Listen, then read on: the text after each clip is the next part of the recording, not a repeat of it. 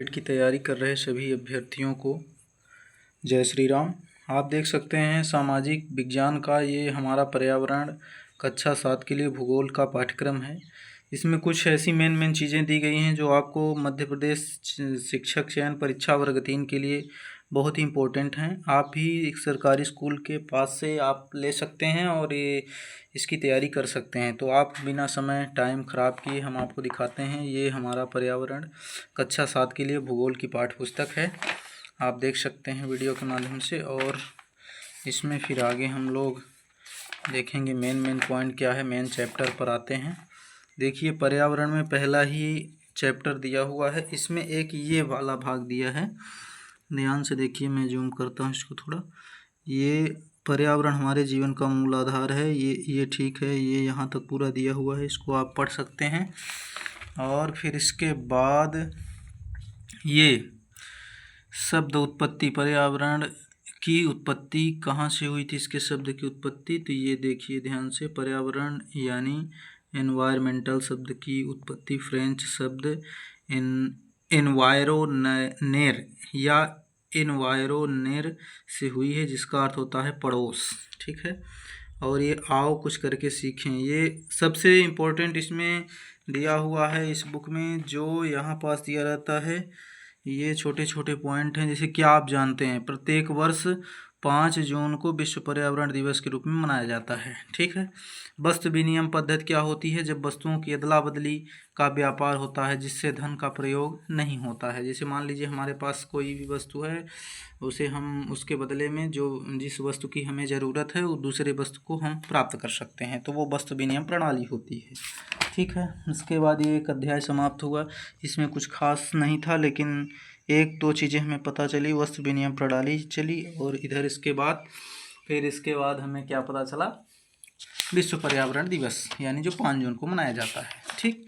इसके बाद हम लोग आ जाते हैं अध्याय 2 में। हमारी पृथ्वी के अंदर विभिन्न भाग हैं, उनके बारे में चित्र के द्वारा दर्शाया गया है, ठीक है।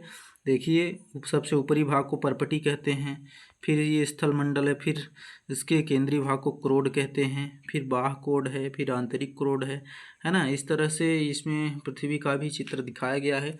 सबसे मेन पॉइंट इसमें ये दिया गया है कि आप जानते हैं विश्व की सबसे गहरी खान दक्षिण अफ्रीका में स्थित है तथा इसकी गहराई लगभग 4 किलोमीटर है। तेल की खोज में इंजीनियर ने 6 किलोमीटर गहराई तक खोद चुके हैं इसे। यानी आपके विश्व की सबसे गहरी खान पूछ सकता है पेपर में कि भाई कहाँ स्थित है, तो आप बता सकते हैं दक्षिण अफ्रीका में, लगभग 4 किलोमीटर गहरी है।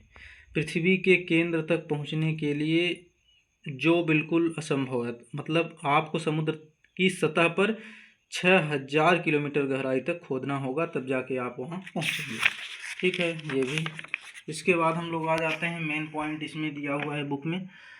क्या आप जानते हैं पृथ्वी के आयरन का केवल 1% हिस्सा ही परपटी है, 84% मेंटल जो है एवं 15% हिस्सा क्रोड है। पृथ्वी की त्रिज्या बहुत इंपॉर्टेंट, मोस्ट इम्पोर्टेंट है, पृथ्वी की त्रिज्या 6371 किलोमीटर है। अभी पेपर में पूछ सकता है भाई पृथ्वी की त्रिज्या कितनी है, तो ये हमको बनना चाहिए। कुछ ऐसे शब्द की उत्पत्ति जैसे इग्नियस, लैटिन शब्द का इग्निस है जिसका अर्थ है अग्नि, है ना। सेडिमेंट्री इसको बोलते हैं सेडिमेंटम, यानी जिसका अर्थ होता है स्थिर।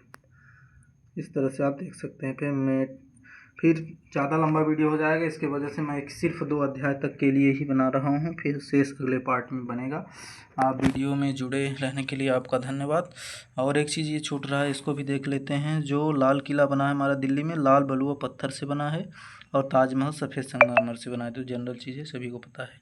चलिए बहुत बढ़िया, धन्यवाद वीडियो में जुड़े रहने के लिए।